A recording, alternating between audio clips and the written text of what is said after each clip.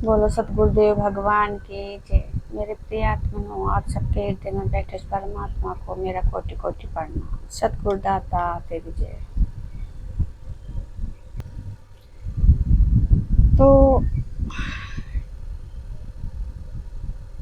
ये वीडियो भी वेद और गीता के ऊपर ही है। जिनको इसका ज्ञान है उन्होंने वीडियो बना रखी है इस बारे में, तो मैं उनका उत्तर आपको, पहले इसको सुनो फिर मैं आपको उसका उत्तर बताऊंगी जितना मेरे समझ में आया।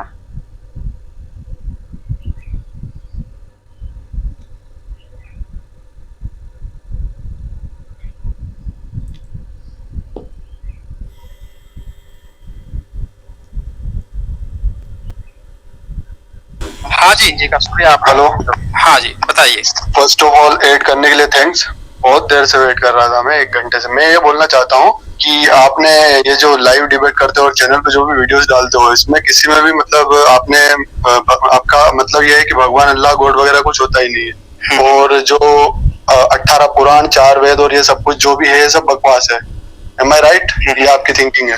नहीं, आप बिल्कुल सही बोल रहे हैं। ओके, बहुत बढ़िया बात है। तो ऐसा क्यों, मतलब अगर साइंटिफिक सबूत दे दूं कि भाई साइंस जो है वो भगवान को मानता है, तो फिर क्या बोलोगे? अच्छा, ये तो बड़ी अच्छी बात होगी। आप तो हम लोग बड़ी अच्छी बात है, कर देंगे। आपके पास रामायण बड़ी अच्छी बात है। आप दिखा दीजिए, शेयर कर दीजिए। शेयर कर देते हैं। अब हाँ, एक सेकंड रुकना, बस मैं ओपन कर लेता हूँ। अच्छा चलो, मैं पहले ऐसे ही बोल के बताता हूँ, अगर आप नहीं मानोगे तो फिर ये ओपन करके बता दूंगा। सब मेरे पास ही पड़ा। मैं ये बोलना चाहता हूँ कि आपने मल्टीवर्स के बारे में सुना है? एस्ट्रोनॉमी का नॉलेज है थोड़ा बहुत? एस्ट्रोनॉमी नहीं, आप बताएंगे तो मैं समझ जाऊंगा। मैं यही बोल रहा हूँ कि हमारी जो रामायण है इसमें यही लिखा है कि भाई मल्टीवर्स के बारे में लिखा है, जिस पर आजकल साइंटिस्ट रिसर्च कर रहे हैं। 1895 में पहली बार इसकी बात हुई थी साइंस के इसमें और एस्ट्रोनॉमी के इसमें। ठीक है, कौन से मंडल सूक्त में ये बात लिखी है वो भी बता दीजिए। मैं बात कर रहा हूँ, चलो मैं तुलसीदास वाली रामायण में बताता हूँ। तुलसीदास जी ने जो रामायण उत्तरकांड। अच्छा, तुलसीदास ये जो 17वीं सदी के थे, 16वीं 17वीं सदी के, 16वीं सदी में उन्होंने 1631 नामक ग्रंथ लिखा। ठीक है, 1631 में 1631 में। तो उसमें ये बात लिखी हुई है। मतलब वो क्या साइंटिस्ट थे? वो कौन? तुलसीदास कोई साइंटिस्ट थे? तुलसीदास जी साइंटिस्ट नहीं थे, लेकिन वाल्मीकि रामायण जो जिसने लिखी है वो साइंटिस्ट के भी बाप थे, इसलिए उन्होंने लिखी है। ठीक है, मतलब उनका बेटा साइंटिस्ट था? अरे जो भी साइंटिस्ट हो, इसमें साइंटिफिक बातें कहाँ से है, मैं ये पूछ रहा हूँ बस। रामायण में इतनी अच्छा एक बात बताइए आप मुझे। हाँ, कि मान लीजिए कि आपने अभी एक कोई थियोरी प्रपोज कर दी, आपने कुछ साइंस थोड़ा बहुत पढ़ा हुआ है, तो आप कुछ पढ़े होंगे तब। पहले मैं आपको ये बता देना चाहती हूँ कि देखो, जो ये अंग्रेजी में बात करते हैं वो मेरे समझ में नहीं आती, तो जो हिंदी के वाक्य हैं उसको मैं बताऊंगी आपको। भी तो उसकी बात करेंगे ना। अब मान लीजिए कि कोई गांव में कोई बैठा है, खूब गपोड़ता है, खूब गप हाँकता है, उसको साइंस की पता नहीं है। अब वो कोई बात हाँका और आप थोड़े से साइंस आप पढ़े हैं, उस बात को उठा के आप कहे कि अरे वो जो बोल रहा है ना उसमें इतना बड़ा साइंस छुपा है। नहीं, सुनो मेरी बात ध्यान से। मैं तो जो लिखा हुआ है ना उसकी बात कर रहा हूँ। उसमें लिखा क्या वो नहीं, हमें अब सुनेंगे, सब सुनेंगे, लेकिन जो पूछ रहे हैं वो समझिएगा जरा मेरी बात को। मान लीजिए कि आप साइंस जानते हैं, तो तुलसीदास क्या उसका कोई एक्सपेरिमेंट था? मतलब आइंस्टीन अगर कोई थियोरी प्रपोज करेंगे तो आइंस्टीन को आइडिया होगा साइंस के बारे में। अगर कोई ऐसा व्यक्ति जो कभी साइंस ही नहीं पढ़ा हो, जिसको साइंस का सौ नहीं आता हो, वो व्यक्ति अगर कोई बात प्रपोज करे तो ये तो जांच का विषय हो जाएगा ना, भाई उसको साइंस आती भी है या नहीं है, या आप उसमें से साइंस निकालने का प्रयास कर रहे हैं। हाँ, तो मैं वही तो बोल रहा हूँ कि उन्होंने कहाँ से निकाला? कुछ होगा, साइंटिस्ट होंगे तभी तो निकाला ना। आप बताइए कि तुलसीदास जो बात मैं थोड़ी बताने आया हूँ, मैं तो पूछ रहा हूँ ना आपसे। कोई बात नहीं, मैं बोल रहा हूँ कि जो बात तुलसी जो बताए हैं, ये बात आपका किसी और तुलसी के मरने के बाद, या तुलसी ने खुद लिखा है कि उन्होंने एक्सपेरिमेंट करके बताया है, कुछ उन्होंने जांच वाच करके बताया है? चलो मान लो अच्छा, पहले वो चीज प्रपोज कीजिए कि क्या उन्होंने बताया, तब आगे डिस्कशन करते हैं। बताइए क्या उन्होंने। अरे तो उन्होंने बताया तभी तो इसमें लिखा है ना, बिना बताए क्या अपने आप थोड़ी लिख दिया गया? नहीं, अगर नजरिया होता है ना कभी कभी, जैसे मान लेते हैं कि नजरिया होता है ना कभी कभी। क्या होता है, जरा 1 मिनट रुकिएगा यहाँ पे। कभी कभी नजरिया होता है कि गांव में कोई कपोड़ी है, खूब गप भागता है, धर धर के गप भागता है। उधर से कोई एक वैज्ञानिक गुजर रहा है, तो अब उसकी गप सुना। अब उसने कहा कि चलो ये जो शब्द बोला उसमें से एक शब्द उठाएगा, कहेगा कि भाई ये जो शब्द बोला है ना, इसमें इतना विज्ञान टपक रहा है कि नीचे पूरा बाल्टी और टब लगा लो ना, ओवरफ्लो हो जाएगा। तो ये वैज्ञानिक का नजरिया है ना कि वो उसमें से विज्ञान खोद रहा है, वो तो कपोड़ी है, कब भाका है। अब तुलसीदास जो है, अगर वो साइंटिस्ट हैं, सुन, नहीं आप सुनिए मेरी बात को। तुलसीदास अगर कोई साइंटिस्ट हैं, कोई एक्सपेरिमेंट किए हैं, तो आप जब बताएंगे उस बात को, तो उनके साथ उन्होंने कौन सा एक्सपेरिमेंट किया, कैसे इसकी जानकारी हुई, वो सारा चीज आप बताएंगे ना। अब बताइए क्या उन्होंने साइंस बताया है, वो बताइए पहले। मैं ये बोल रहा हूँ, उन्होंने आपको मल्टीवर्स के बारे में क्या पता है? आपका चैनल का नाम है साइंस जर्नी, तो ऑब्वियसली अगर साइंस के बारे में पता है। जो ये तुलसीदास के बारे में बात कर रहे हैं ना, तो तुलसीदास का मतलब क्या है? उसको कहते हैं गोस्वामी तुलसीदास। गोस्वामी, गो माने इंद्रियां, इंद्रियों का स्वामी। तुलसीदास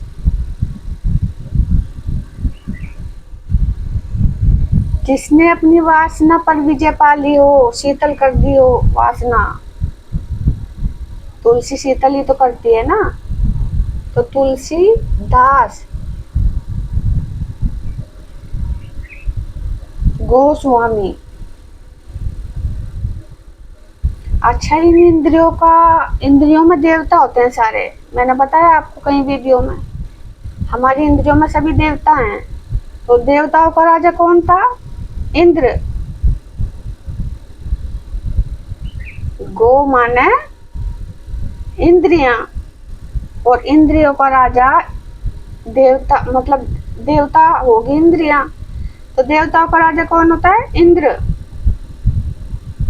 वासना सबका राजा। तो गोस्वामी वो है जिसने अपनी वासना पर विजय पा ली, इंद्रियों पे विजय पा ली, उसको शीतल कर दिया वासना को। तो वो होता है गोस्वामी तुलसीदास। तुलसीदास के बारे में जानकारी मैं आपको अगली वीडियो में दूंगी बाकी की। तो इसीलिए देवताओं का राजा इंद्र होता है, क्योंकि वासना हमारी बहुत प्रबल होती है। इस वासना को इतनी आसानी से नहीं जीता जाता कि फूंक मारा हो गया काम। संघर्ष करना पड़ता है। इसलिए हर कहानियों में तिल तिल मरती है वासना, परिवर्तन होता रहता है। सबसे ज्यादा पात्र जो होते हैं वो वासना के होते हैं। तो थोड़ा थोड़ा करके इसका परिवर्तन होता है।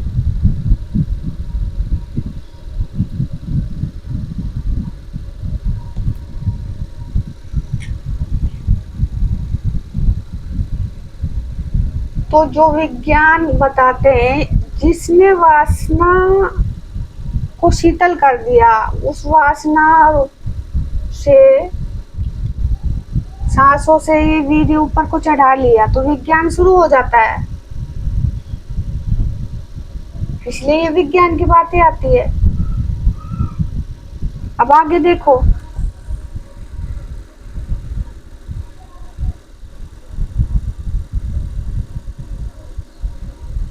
वर्ष के बारे में क्या पता है? आपका चैनल का नाम है साइंस जर्नी, तो ऑब्वियसली अगर साइंस के बारे में पता है तो अब मेरी 3-4 बातें सुनना। एक तो हो गया मल्टीवर्स, है ना, दूसरा हो गया टाइम ट्रेवल, तीसरा हो गया टाइम डायलेशन, है ना। 3 चीजें तो ये हो गई। साइंस में आप कितनी पढ़ाई किए हैं? बहुत पढ़ाई की है मैंने साइंस में, पीएचडी कर रखी है मैंने। कितना? अच्छा, पीएचडी आपने कर रखी है साइंस से। साइंस में कौन सी स्ट्रीम से पीएचडी की है आपने? सबसे पहले कंप्यूटर साइंस इंजीनियरिंग की है। हाँ, उसके बाद मास्टर्स की as a software developer job भी किया है। ठीक है, बहुत बढ़िया। हाँ, उसके बाद मैंने एमए किया है और फिर पीएचडी किया है। ठीक है, एमए किया उसके बाद से? अरे ME, master of engineering, ME, MA क्यों करूँ? बेवकूफ थोड़ी हूँ क्या? हाँ, अच्छा, ME कोई बात मास्टर ऑफ नहीं, नहीं, इंजीनियरिंग, एमटेक नहीं, बोल कभी सकते हो कभी आप उसको। भूत बताइए, एमई आपने किया, उसके बाद से आपने ग्रेजुएशन किया, फिर एमटेक किया। हाँ हाँ, वही एमटेक बोल लो उसको। हाँ, तो ये कहिए ना, सीधे बोल देते अब इनकी पढ़ाई के ऊपर बहस होगी, इसे थोड़ा काट देती हूँ। कि एमटेक किया। जो एक सिर्फ रोटी का टुकड़ा छीनने पे रोल है, तो उन्होंने सोचा नहीं नहीं नहीं, ये भगवान नहीं, अपने यहाँ से उड़ चलो।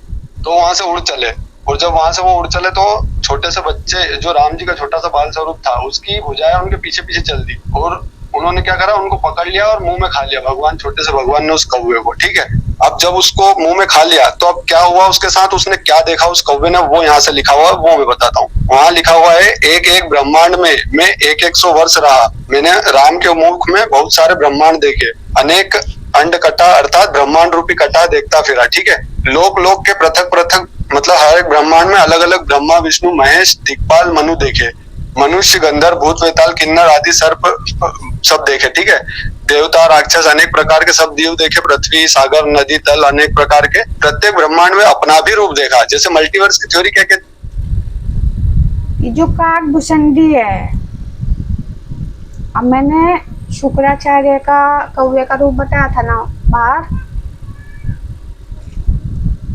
तो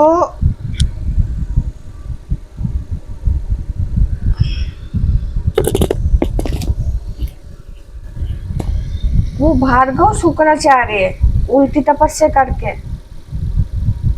उल्टी तपस्या का मतलब है भार बहना, इसलिए दैत्य गुरु थे वो, और मृत्यु संजीवनी उनके पास आ गई थी, वो मैंने आपको बताया पिछली वीडियो में। अब ये है काकभूषणी, काकभूषणी ये सब देख रहे हैं, मतलब वासना में ही तो काकभूषणी है ये भी। तो जब वो दैत्य गुरु शुक्राचार्य एक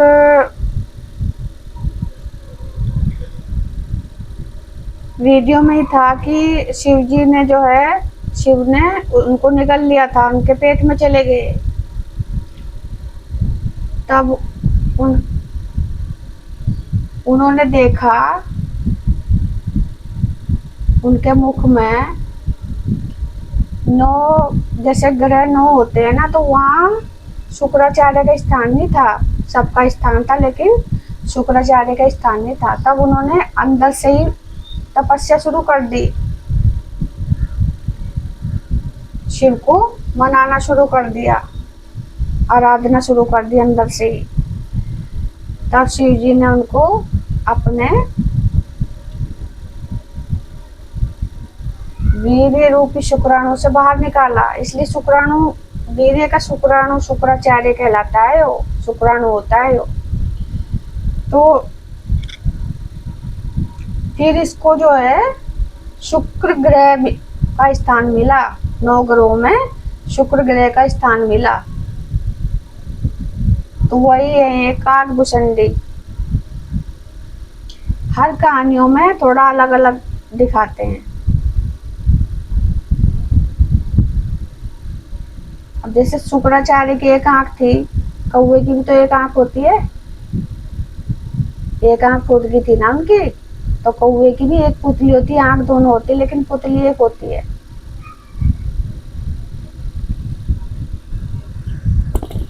अब जैसे सांसों को कहीं हनुमान दिखा देते हैं, कहीं जटायु, कहीं संपाति, कहीं गरुड़, लेकिन होती वो सांस ही है, सब सांसों के रूप है ये।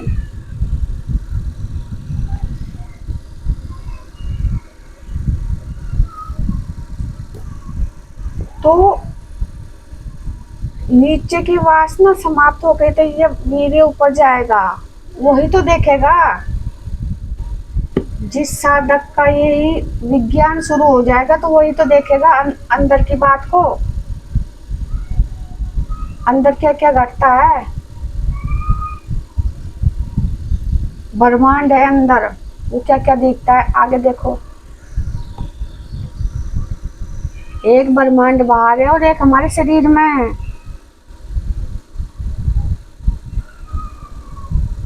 तल अनेक प्रकार के, प्रत्येक ब्रह्मांड में अपना भी रूप देखा। जैसे मल्टीवर्स की थ्योरी क्या कहती है कि भाई जैसे मैं यहाँ विशाल शर्मा नाम से हूँ, आपका जो भी नाम है आप यहाँ पे जिस भी नाम से हो, मल्टीवर्स के दूसरे यूनिवर्स में आपका कोई और नाम होगा, अभी यहाँ पे आप डिबेट कर रहे हो, वहां पे आप कुछ और कर रहे होंगे। ठीक है, हेलो। हाँ मैं सुन रहा हूँ, आपकी मल्टीवर्स थियरी सुन रहा हूँ, आप पूरा बता दीजिए। हाँ, तब तो मैं अपनी बात रखूंगा। वो हाँ ठीक है, तो इसमें यही लिखा है कि प्रत्येक ब्रह्मांड में अपना भी रूप देखा और अनेक जीनस अर्थात नीलगिरी आदि निवास स्थान के, प्रत्येक ब्रह्मांड में अपना भी रूप देखा।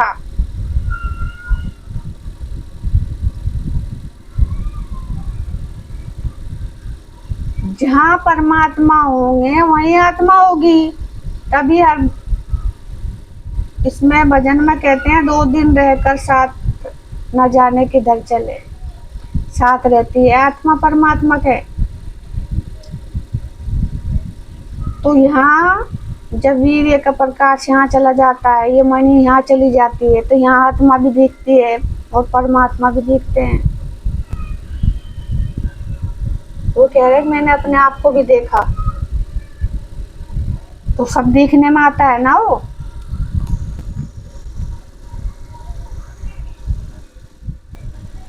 अनेकों ब्रह्मांड देखे,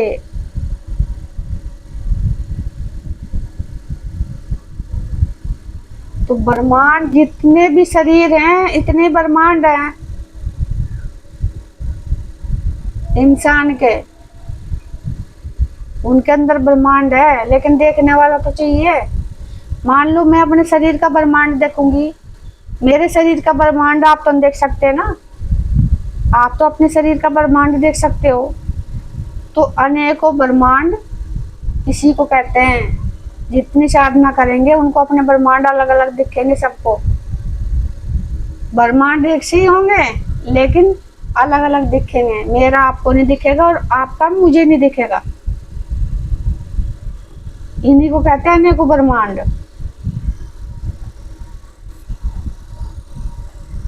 तो अनेकों ब्रह्मांड कहाँ बस रहे हैं? परमात्मा में ही तो।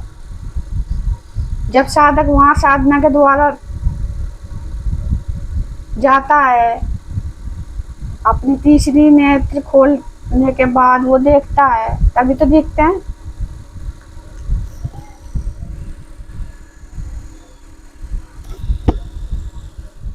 अर्थात नीलगिरी आदि निवास स्थान के पद चिन्ह देखे।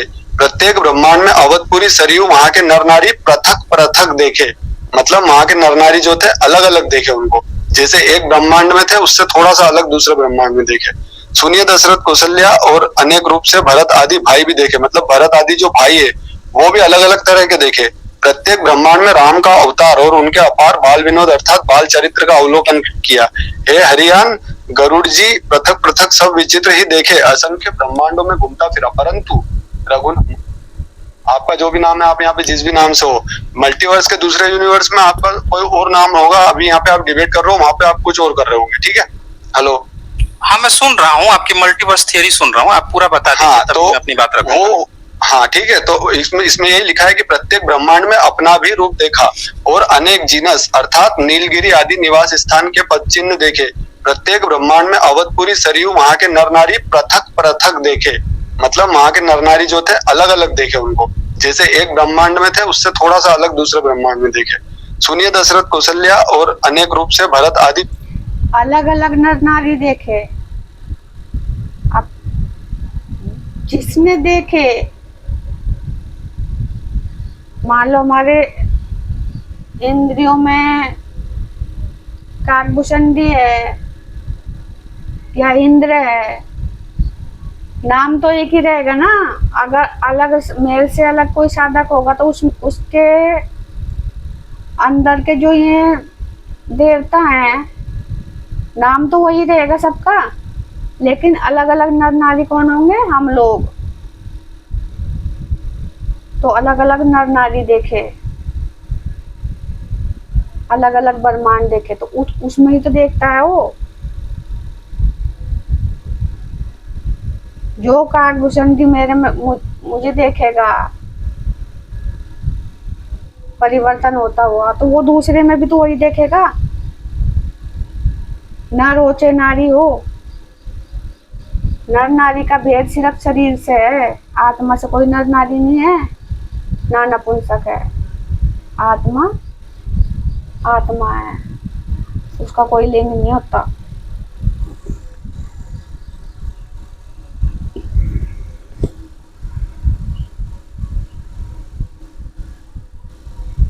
भी देखे, सुनिए दशरथ कौशल्या और अनेक रूप से भरत आदि भाई भी देखे, मतलब भरत आदि जो भाई है वो भी अलग अलग तरह के देखे। प्रत्येक ब्रह्मांड में राम का अवतार और उनके अपार बाल विनोद अर्थात बाल चरित्र का अवलोकन किया। हे हरियान, गरुड़ जी पृथक पृथक सब विचित्र ही देखे, असंख्य ब्रह्मांडों में घूमता फिरा, परंतु रघुनाथ जी का दूसरा रूप नहीं देखा। मतलब जो राम जी थे ना वो हर ब्रह्मांड में एक ही थे, तो ये लिखा है इसमें। तो ये जो मल्टीवर्स की अपनी थ्योरी है, जो राम जी थे हर ब्रह्मांड में एक ही थे।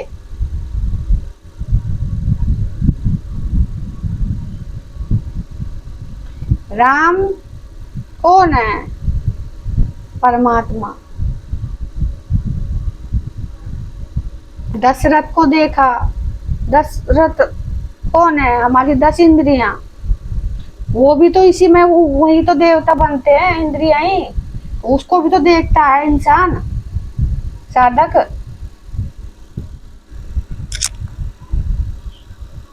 तो ये लिखा है इसमें। तो ये जो मल्टीवर्स की अपनी थ्योरी है जो 1895 में साइंटिस्ट ने दी है, उनका भी यही कहना है कि आपका जो एक रूप यहाँ पे इस ब्रह्मांड के बाहर किसी और यूनिवर्स के में वो कुछ और तरह से है, और ऐसे एन नंबर ऑफ मल्टीवर्सेस है। तो ये थ्योरी रामायण में कहाँ से आ गई बताओ? इसमें ये रामायण इसमें एक और पॉइंट बोल कहाँ थी इसमें? थियरी का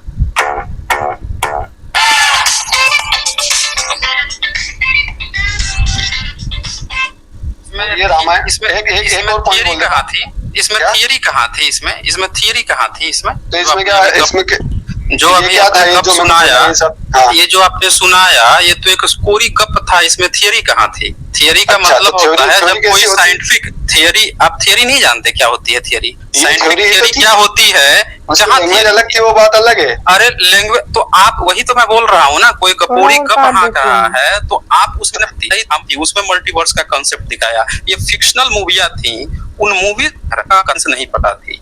कैसे नहीं पता थी? तो आप जब देख बात कर रहे थे, ये उत्तरकांड था, साइंटिफिक एविडेंस नहीं है। अब आप किया है कि भाई मल्टीवर्स थियरी होता है और हम लोगों के समान कहीं और पे होता होगा। ये आपका वाल्मीकि रामायण है, ये मैं शेयर करके दिखा देता हूँ। आप किस श्लोक की बात कर रहे थे? ये उत्तरकांड था।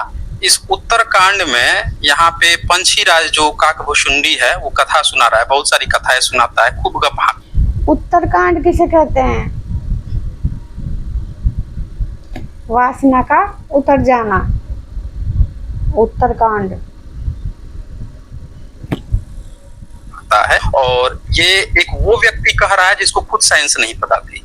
इवन तुलसीदास को रत्ती भर भी साइंस नहीं पता थी। कैसे नहीं पता थी? तो आप जब देख लीजिए, ये लिखता है 78 में, सभी तारा गणों के साथ 16 कलाओं से पूर्ण चंद्रमा उदय हो और जितने पर्वत हैं उन सब में दवाग्री लगा दी जाए तो भी सूर्य के उदय हुए बिना रात्रि नहीं जा सकती। अब सभी तारागण दिखते हैं वहां, तो कहते हैं कि सूर्य उदय होने से, एक बार फिर से सुनते हैं। इस स्टेटमेंट की बात कर रहे थे, ये उत्तरकांड था। इस उत्तरकांड जिसको खुद साइंस नहीं पता थी। इवन तुलसीदास को रत्ती भर भी साइंस नहीं पता थी। कैसे नहीं पता थी? तो आप जब देख लीजिए, ये लिखता है 78 में, सभी तारा गणों के साथ 16 कलाओं से पूर्ण चंद्र, सभी तारा गणों के साथ 16 कलाओं से। तारा गण जैसे साधक साधना करता है, सांसों को यज्ञ करता है, तो जो सांसों की यज्ञ से हमारी ये आँख खुलती है, तो पहले जब साधना स्टार्ट की होती है तब यहाँ अंधेरा दिखता है, तब थोड़ी और उसका परिवर्तन होता है। जब तक वो शुद्र श्रेणी में रहता है तब तक वो अंधेरा, तो जब वो वैश्य श्रेणी में चला जाता है तब उसमें धुंध दिखाई देती है, कोहरा। जैसे ऋषि पराशर और सत्यवती की कहानी दिखाते हैं ना महाभारत की, ऋषि पराशर का और सत्यवती का नाव में जैसे बैठे थे और धुंध आ गई और फिर उनके पुत्र का जन्म होता है, तो लोगों ने इसको गलत अंदाजे से ले लिया कि उन्होंने संभोग किया और पुत्र पैदा कर दिया उसने।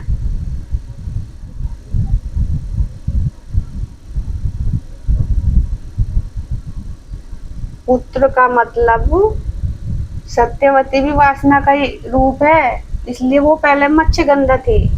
मच्छी का अवतार स्त्रीलिंग। तो इस वासना से ही तो पुत्र परमात्मा रूपी पुत्र प्रकट होता है साधना में।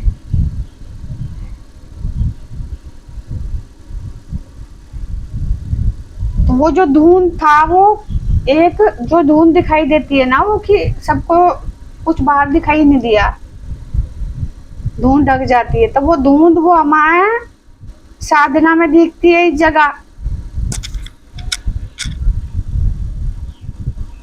वैसी श्रेणी में धुंध दिखाई देती है, प्रकाश नहीं होता उस टाइम पे। प्रकाश तो आगे चल के दिखाई देता है, तो पहले उस धुंध होती है वो। तो वो धुंध इस तरीके से आएगी, जैसे ऐसे ऐसे करके यहाँ मिल जाती है वो, फिर ऐसे ऐसे करके यहाँ मिल जाती है। धुंध दोनों तरफ से आती है वो। तो एक जैसे इस तरफ से ऐसे करके कोई चीज टकराती है ना, तो वो धुंध भी आपस में टकराती है ध्यान के द्वारा। तो वही दृश्य पराशर और सत्यवती का था वहाँ। ये वो तभी मैं कहती हूँ कोई भी कहानी साधना से अलग नहीं है, सब में साधना है। लेकिन जो साधना करेगा वो समझेगा कि इसका मतलब क्या है। इसलिए मैं आपको दिखा दिखा के समझाती हूँ।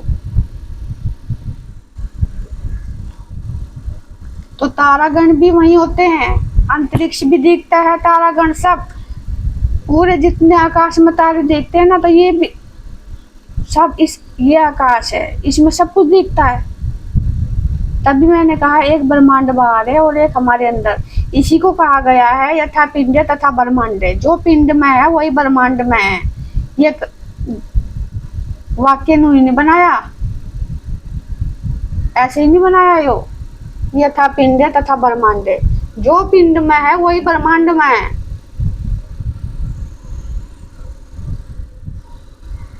जो हमें यहाँ दिखता है ध्यान के द्वारा वही ब्रह्मांड में दिखता है।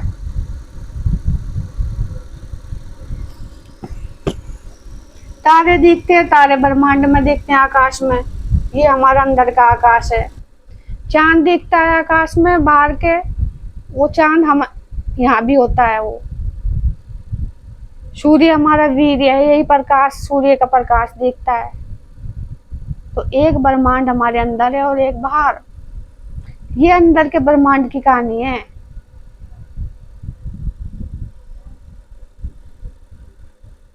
जिसमें इतनी बहस हो रही है ना, ये अंदर के ब्रह्मांड की कहानी है। गुणों के साथ 16 कलाओं से पूर्ण चंद्रमा उदय हो और जितने पर्वत हैं उन सब में दवागरी लगा दी जाए तो भी। वासना का रूप सूर्य का प्रकाश, सूर्य हमारा वीर्य, अग्नि भी होती है वासना में।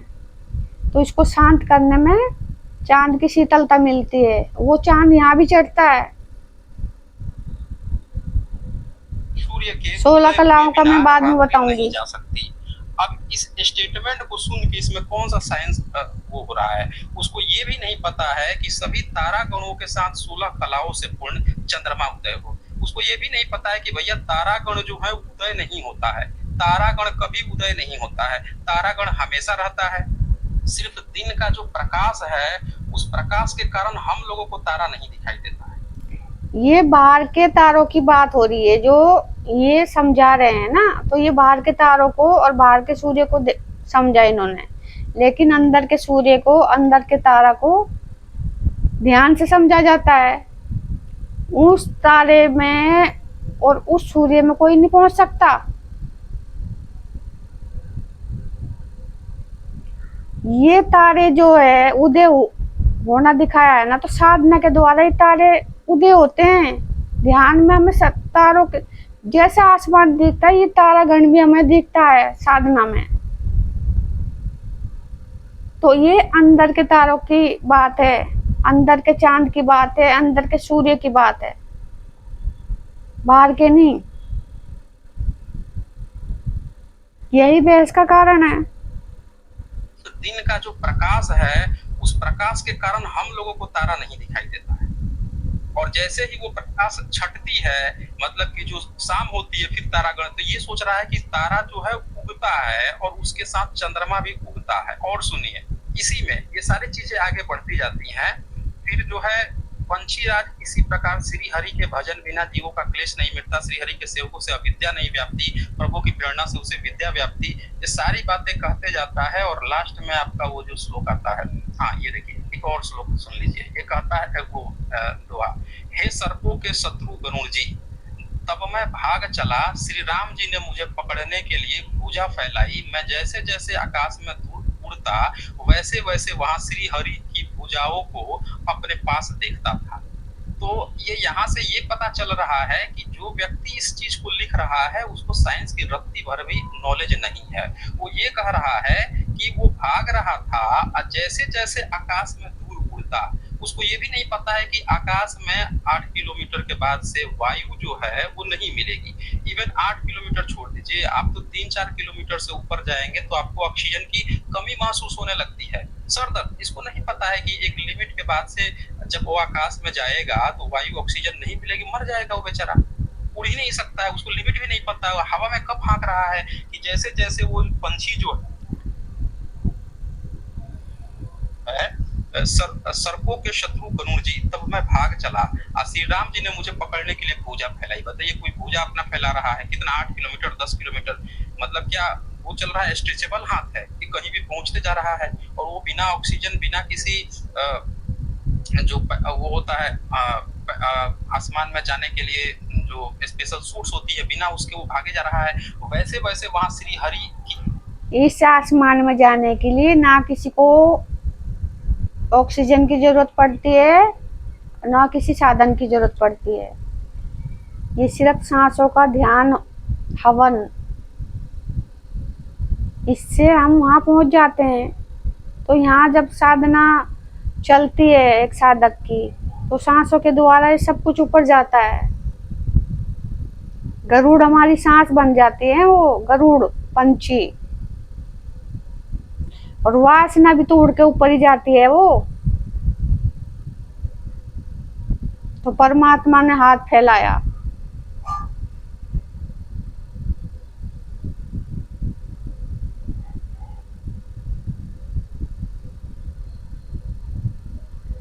तो इतने वो कह रहे हैं कि इतना लंबा हाथ कैसा था, कि लचीला हाथ था, कि जितने ऊपर उड़ा वो उतने ऊपर हाथ उड़ गया उसका। परमात्मा उसे उठा लेते हैं जो साधक साधना करता है, 2 कदम आगे चलता है परमात्मा के पास आने के लिए, तो परमात्मा उसे अपनी आसरा देते हैं, सहारा देते हैं। तो वही हाथ है वो।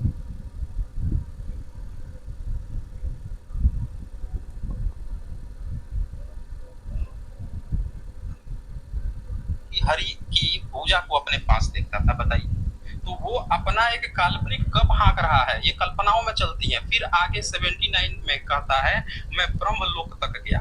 अब ये इसको ये नहीं पता है, आप जो मल्टीवर्स की बात कर रहे हैं ना, ये उसको पता ही नहीं है कुछ भी रत्ती भर। इसको यही नहीं पता है कि बिना ऑक्सीजन ब्रह्मलोक भी तो साधना के 7 चक्र पार करने से वही ब्रह्मलोक भी मिलते हैं। सिर के स्थान में सब कुछ है, तो वहां किसी ऑक्सीजन की जरूरत नहीं पड़ती। बाहर पड़ेगी ऑक्सीजन की जरूरत, अंदर की साधना में कोई जरूरत नहीं होती।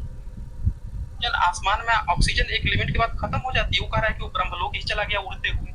जब उड़ते हुए मैंने पीछे की ओर देखा, अब उड़ते हुए पीछे की ओर देख, उड़ता कौन है, सांस ही तो उड़ाती है। देखिए जैसे किसी पानी को हम पकाएंगे आग में, तो उसकी जो भाप है, वाष्प है, वही तो उड़ेगी। नीचे से आग नहीं जलेगी, वाष्प उड़ेगी ऊपर, और एक दिन वो पानी नीचे का समाप्त हो जाएगा, सब ऊपर चला जाएगा वो। तो ये उड़ना है। सांस उड़ाती है। हाँ, सांस में कौन होता है? वायु। की ओर देखा, अब उड़ते हुए पीछे की ओर देख रहा है, तो हे तात, श्री राम जी की भुजा में मुझसे केवल 2 ही अंगुल का बीच था। मतलब ये एक गप हाँक रही है, गप हाँक रहा है, जैसे गांव में लोग गप हाँकते हैं कि अरे मैं जिधर जिधर भाग रहा था ना, भूत उधर उधर मुझे दौड़ाया जा रहा था। तो ये एक गप चल रही है यहाँ पे, मल्टीवर्स कंसेप्ट नहीं है। और सुनिए फिर आगे 79 ख में, सातों आवरणों को भेद कर जहां जहां मेरी गति थी वहां वहां मैं गया। अब सातों आवरणों को भेद कर, इस व्यक्ति को ये तक नहीं पता है कि भैया ये 7 आवरण क्या इसने इस्लाम के वो 7 वो पढ़ लिए थे क्या, 7 आसमान पढ़ लिए थे क्या, कौन से 7 आवरण होता है धरती के ऊपर? एक मिनट, बहुत अच्छी। 7 आवरण धरती के ऊपर। धरती वासना को कहते हैं, पृथ्वी, वो स्थान पृथ्वी वासना का है। अब देखो, जो 7 चक्र हमारी रीढ़ की हड्डी में जो 7 चक्र दिखाते हैं, उसकी जो पूंछ में है, जहाँ रीढ़ की हड्डी छूटती है, वो वहाँ मूलाधार चक्र शुरू होता है। तो ये 7 चक्र को भेद गई तो ये हम ब्रह्मलोक तक जाते हैं, परमात्मा देखते हैं, आत्मा दिखती है, चंद्र दिखता है, सूर्य का प्रकाश,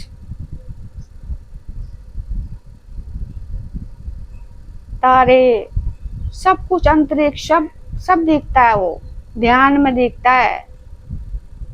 तो ये अंदर का है, साधना का। अगर कोई ध्यान नहीं करेगा तो ये बात इनकी सही है बिल्कुल, कोई यकीन नहीं करेगा कि सूर्य में जाएगा कोई या अंतरिक्ष में जाएगा कोई बिना साधन के, बिना ऑक्सीजन के, तो कैसे जा पाएगा? इनका कहना सही है बिल्कुल, क्योंकि ये अपनी बुद्धि के द्वारा सोच रहे हैं इस बात को। लेकिन साधक जो साधना करता है उसको पता होता है ये कौन सा अंतरिक्ष है, कौन सा आसमान है, आकाश है, और इसमें ऑक्सीजन की जरूरत नहीं पड़ती। ये सब साधक जानता है, लेकिन जो साधना करता हो।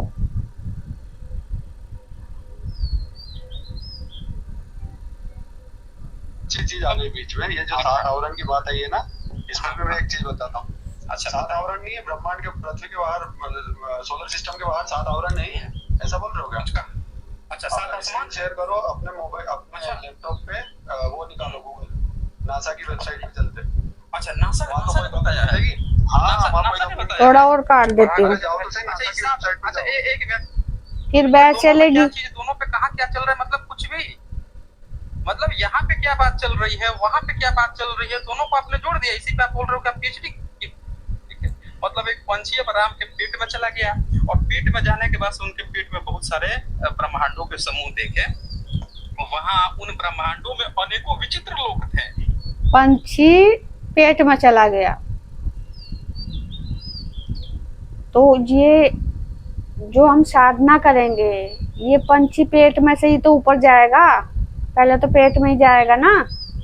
तो जो साधना चलती है सांसों की, तो कहाँ से चलती है? यू सांस कहाँ से लेते हैं? तो पेट से होके तो गुजरता है सब कुछ। मतलब राम के पेट में बहुत सारे लोग थे, बड़ा खूबसूरत है, जिनकी रचना एक से बढ़कर एक थी। और सुनिए, तो राम एक साधक के अंदर ही तो प्रकट हुए थे, तो इसलिए पेट वो साधक का होता है, क्योंकि परमात्मा निराकार है, उनका कोई पेट नहीं है।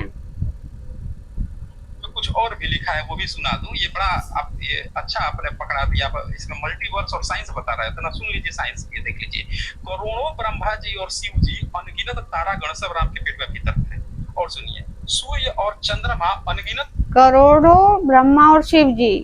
अब देखो जी, करोड़ों की जनसंख्या बताई, करोड़ों की जनसंख्या में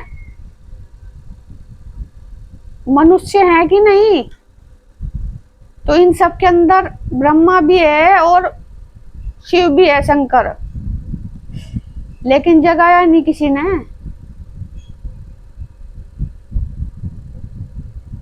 शंकर तो प्रकृति में ले जाते हैं ना काल, तो वो तो आपके अंदर है, लेकिन आपको उसका भी नहीं पता। ब्रह्मा हमारी बुद्धि, तो करोड़ों की जनसंख्या में कौन है? इंसान।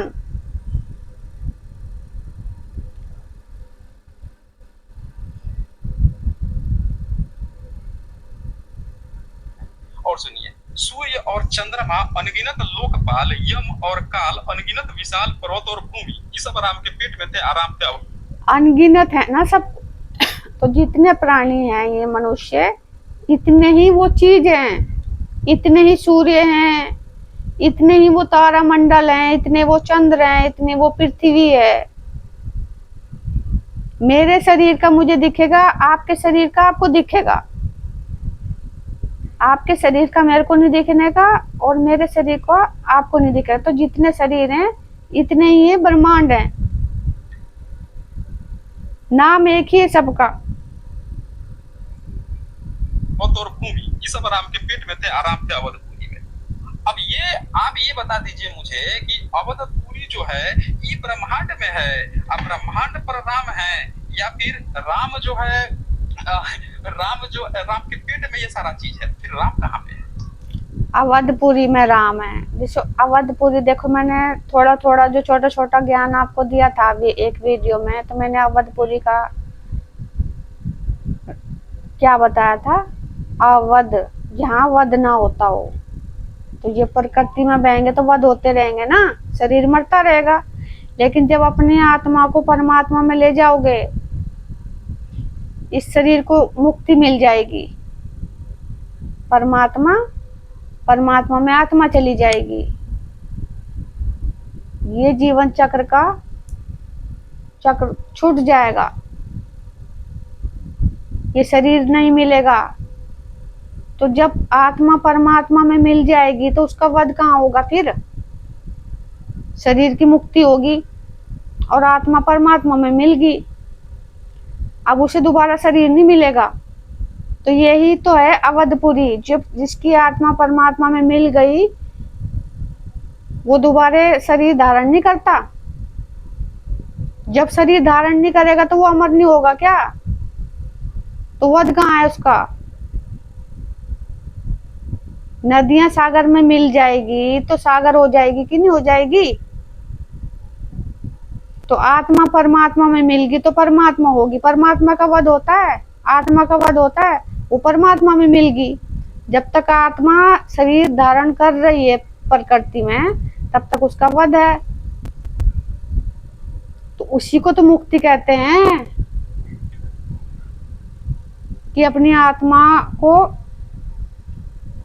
मोक्ष मुक्ति शरीर को दिलाओ, जो दोबारा शरीर धारण ना करना पड़े।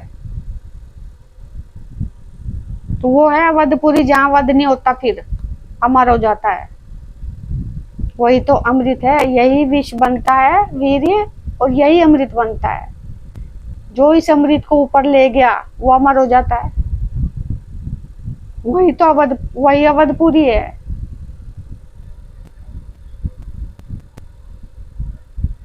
राम की राम जो है राम के पेट में ये सारा चीज है, फिर राम कहाँ पे है? जरा बताइए विशाल शर्मा, ये कौन सा साइंस है, कौन सा नासा ने इसको किया है? जरा बताइए हमें।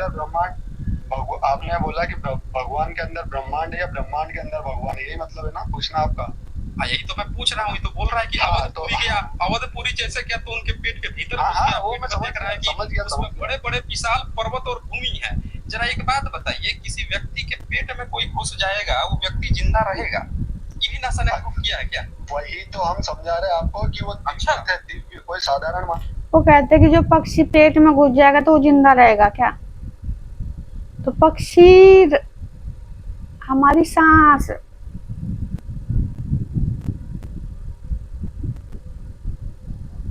तो इससे आदमी कोई मरता थोड़ा ही है।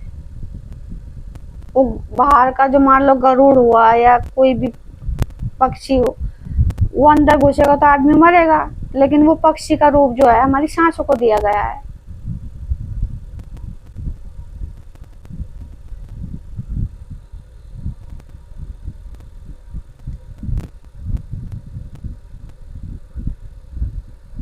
हम समझा रहे आपको कि वो दिव्य थे, दिव्य, कोई साधारण मानव नहीं थे। मतलब यहाँ नासा का काम, यहाँ नासा फेल हो गया। तो हर जगह नासा थोड़ी, नासा की एक चीज बता दी। अच्छा, मतलब नासा फेल हो गया तो कोई ना कोई तो पास हुआ होगा ना। अरे नासा कोई तो पास जरूर हुआ होगा। अच्छा, किसने पास किया इस बिल को, इस थियरी को किसने पास किया? अगर नासा फेल हो गया तो कि किसी राम के भीतर या किसी व्यक्ति के भीतर जो है भगवान से नासा की क्या इतने बड़े बड़े पर्वत हैं, नासा भगवान के सामने नासा की क्या औकात? जब नासा की औकात भगवान के सामने नहीं है तो आपको हमारा जो ये जो नासिका है ना, यही सब कुछ करवाती है। तो हमारे अंदर की नासा तो यही है।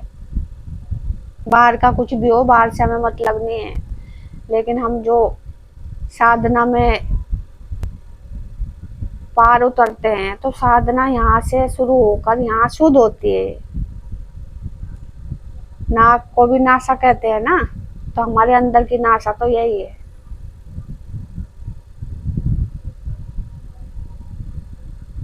नास, इंगला पिंगला सुषमनाओं से सब संभव होता है।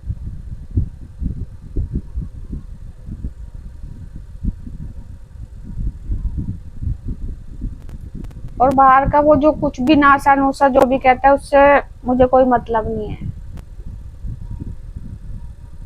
तो जो कहा कि जो बाहर है वो अंदर भी है। जैसे नेवला बाहर है, नेवला हमारी नाक भी है।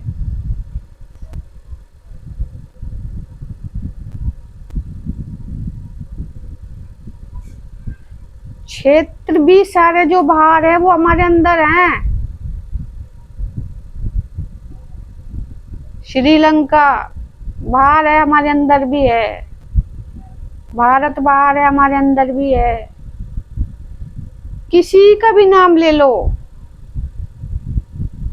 जो बाहर है। इसलिए बार बार मैं इसी बात को कहती हूँ, यथा पिंड तथा ब्रह्मांड। जो ब्रह्मांड में दिए गए हैं वो इस पिंड में भी हैं।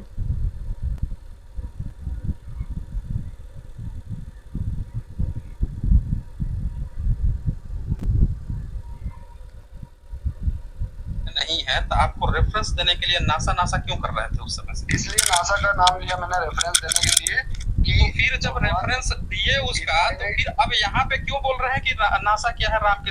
अरे तो थोड़ी बहुत चीजें नासा, साइंस थोड़ी बहुत चीजें तो समझा ही सकता है ना। साइंस की हेल्प लेंगे अपन भगवान को समझने में, ना कि साइंस मतलब भगवान को थोड़ी बहुत चीजें तो समझा ही सकता है ना। ऐसा थोड़ी कि पूरा 100% नहीं समझा सकता, लेकिन थोड़ी बहुत चीजें समझा सकता है। इतना तो लोग ने क्या किया, एक ऐसे व्यक्ति तुलसीदास की जो कि बिल्कुल ही जातिवादी धूर्त मानसिकता का व्यक्ति था, जो बहुत गंदी गंदी गालियां और ब्राह्मणों की खूब वर्चस्व की बात करता था, उसके किसी एक पॉइंट को उठाया और उठा के उसमें मल्टीवर्स दिखाने की कोशिश की। लेकिन हुआ क्या कि जब हम वहां चेक किए तो पता चला कि मल्टीवर्स की कोई बात नहीं थी, बल्कि एक वहां पे एक कौवा ऐसी बात कर रहा था कि वो भाग रहा है राम से, राम उसको खींच रहे हैं। फिर वो ऐसा कहता है ब्रह्म लोग पहुंच गए, फिर भी राम का हाथ पहुंच गया। फिर वो वापस लौट आया और राम के मुंह में भीतर घुस गया, राम के पेट में घुस गया।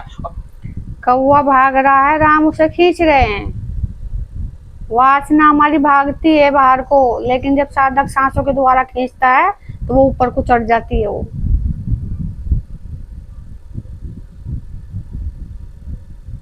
वासना हमें बाहर बहाना चाहती है, वो अंदर जाना इतनी आसानी से नहीं सोचती, लेकिन सांस उसे खींच के अपनी ओर ले जाते हैं परमात्मा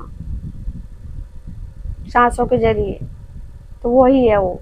इसको ज़्यादा ना कह के देखो, मैं ये कहती हूँ कि अगर जो परमात्मा को आप जानना चाहते हो, परमात्मा के बारे में आप जानना चाहते हो, तो आप साधना करो, सब कुछ समझ में आ जाएगा। 100 बात की एक बात, ऐसे किताबों में पढ़ के आपको परमात्मा समझ में नहीं आएंगे। इसके लिए साधना करो, साधना से सब कुछ समझ में आता है। परमात्मा के आपको दर्शन भी होंगे, आप मोक्ष मुक्ति की तरफ भी जाएंगे, आपको सब देवी देवताओं के बारे में पता चलेगा, इस ब्रह्मांड के बारे में पता चलेगा, अंदर के ब्रह्मांड के बारे में सब कुछ जानकारी चाहते हो तो साधना करो। साधना से ऊपर कुछ नहीं है। कोई ग्रंथ किताब पढ़ने की जरूरत नहीं है। मैंने कौन सा ना ग्रंथ किताब पढ़ी है, लेकिन आपके सवालों के उत्तर मैं दे रही हूँ, क्योंकि मैंने ये सब कुछ अपने में परिवर्तन होते हुए देखा है। इन सबको मैंने देखा है, तभी मैं इसका उत्तर दे पा रही हूँ। कोई मैंने ग्रंथ किताब पढ़ी, वेद पुराण, लेकिन आपने पढ़ी और वो बात बताई, लेकिन मेरे समझ में आ रहा है वो। तो अगर आपको परमात्मा को समझना है, इन वेदों को समझना है, किसी भी किताबों की जानकारी को समझना है ना, तो साधना करो। साधना सबकी कुंजी है, बस।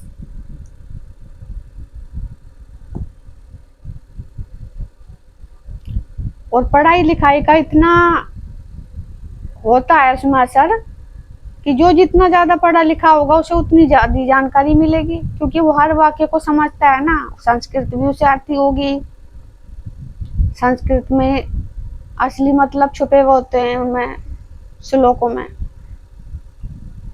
तो जो संस्कृत के श्लोकों को पढ़ के उसकी हिंदी में लिखता है, क्या पता उसके समझ में क्या आया। हम तो हिंदी को जानते हैं, हमने तो संस्कृत का मतलब का पता नहीं, जब हमने पढ़ा ही नहीं संस्कृत को ही, तो हमें संस्कृत नहीं आती। जैसा उसने बताया उसके आधार पे हमने उत्तर निकाल दिया, इतने का हो सकता है। लेकिन जो संस्कृत का पढ़ा लिखा होगा वो अच्छे से उसका मतलब निकाल देगा। पढ़ाई लिखाई का ये फर्क होता है। बाकी परमात्मा के बारे में जानकारी अनपढ़ को भी हो जाती है सारी। अपनी मोक्ष मुक्ति का साधन एक अनपढ़ भी जुटा लेता है। कोई पढ़ना लिखना जरूरी नहीं है। पढ़ना लिखना जरूरी यह है कि हमें ज़्यादा जानकारी मिले, हम दूसरे को बता सकें, इसलिए पढ़ाई जरूरी होती है। लेकिन अपनी मोक्ष मुक्ति का साधन जुटाने के लिए पढ़ाई कोई मायने नहीं रखती। अनपढ़ अगर साधना करेगा तो वो भी मोक्ष मुक्ति तक चला जाएगा और परमात्मा की सारी जानकारी उसको मिल जाएगी। तो अब अंधेरा हो गया, इस वीडियो को मैं यहीं समाप्त करती हूँ। तब तक के लिए आप मेरी राम राम। सतगुरु दाता तेरी जय।